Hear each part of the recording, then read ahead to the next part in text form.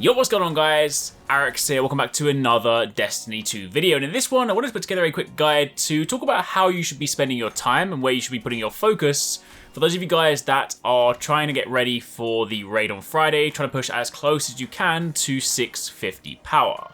Since Black Armory dropped, of course, the way that we gear up has changed ever so slightly. Fundamentally, the core foundation is still what we've been doing for the past few weeks and months, but of course there are a few more things to factor in. When you consider that many players are now 600 and are trying to push beyond those limits, then the previous activities we did, and of course the previous sources for powerful gear, while still valuable, provide considerably smaller gains than they once did. So in this video, I'm going to break that all down and essentially group those activities into different categories to talk about how valuable they are throughout your journey. So if you do enjoy this, you do find this helpful, then a like would be super appreciated. Comment down below if you have any questions, and also let me know in the comments down below how far you guys have got so far, what is your power level at right now, and are you aiming to raid on Friday?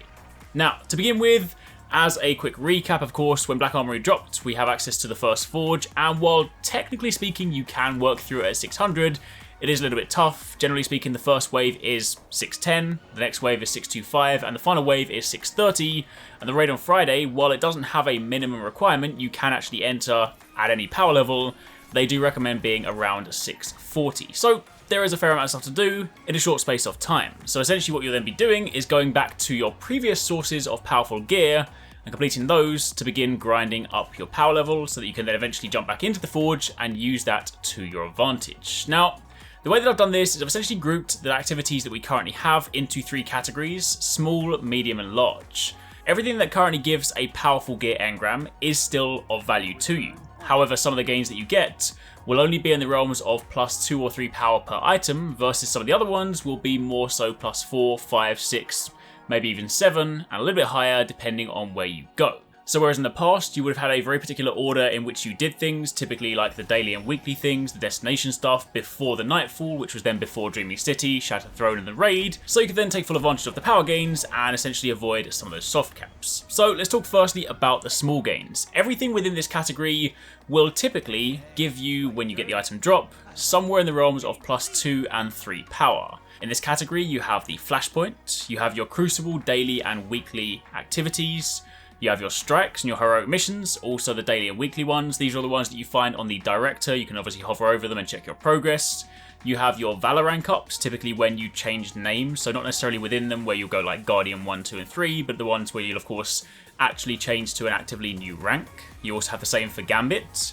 Your Nightfall, both the Nightfall and the 100k challenge, these will also give you relatively small benefits. You have the Spider Wanted Bounty, you have the powerful engram from Ikora, even the Last Wish raid, completing the activities, while they will still again give you power increases. Now that you're beyond 600, they too will fall into the +2 or 3 category. You also have Tier 4 Blind Well from the chest, the Ascendant Challenge, any exotic quest that you might not have done yet from previous exotic weapons, Petra's bounties, the ones that you collect from her, and also most of the clan engrams. Essentially all of those activities, most of the ones that you fire from the director, bounties, that sort of stuff, they are considered small gains and they will give you +2 or 3. So they are still valuable and you should definitely still do them, but don't necessarily go into, say, the Last Wish raid expecting for a huge jump, because of course that's not how it works. Moving on from there, you then have the medium gains. This will give you in the realms of +4, 5, maybe even 6. There is of course a degree of RNG to this, so you know, hopefully you get lucky.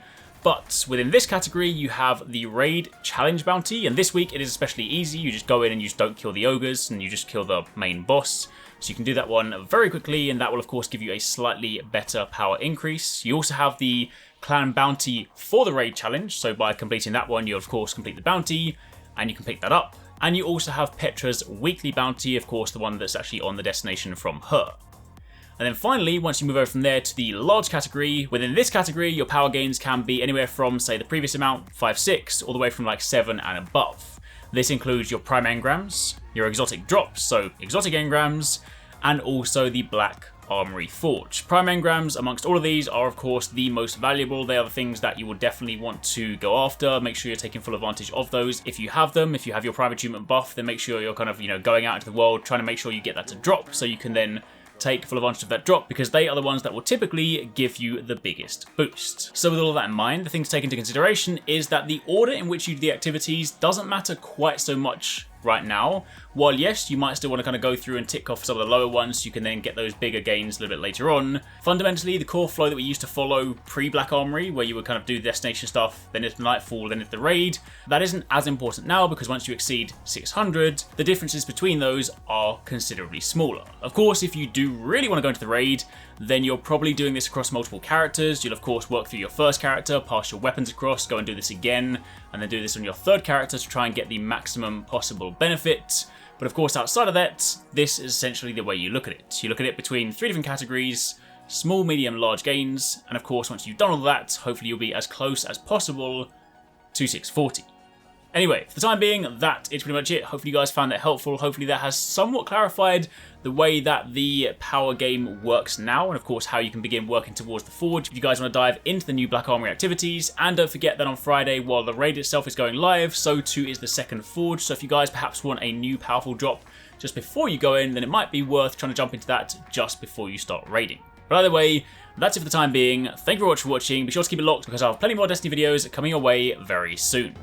Thanks very much for watching, guys. I hope you enjoyed the video. If you want to check out some more awesome stuff from us here at Arekkz Gaming, then you should definitely try to catch TwoSixNine and Paradise Central streaming 6 days a week. You can find a link to the multi-stream in the description box down below. They play a wide range of games, and what's more, we also have the end game store. By watching their streams, you earn currency, and you can redeem that currency on the endgame store for really cool prizes. Those can range from things like games, comics, and figures, all the way up to controllers, capture cards, and even consoles. So definitely drop by and become part of the community. Of course, if you enjoyed this video, then make sure you're subscribed and be sure to click on that little bell icon to turn on notifications so you don't miss our next upload.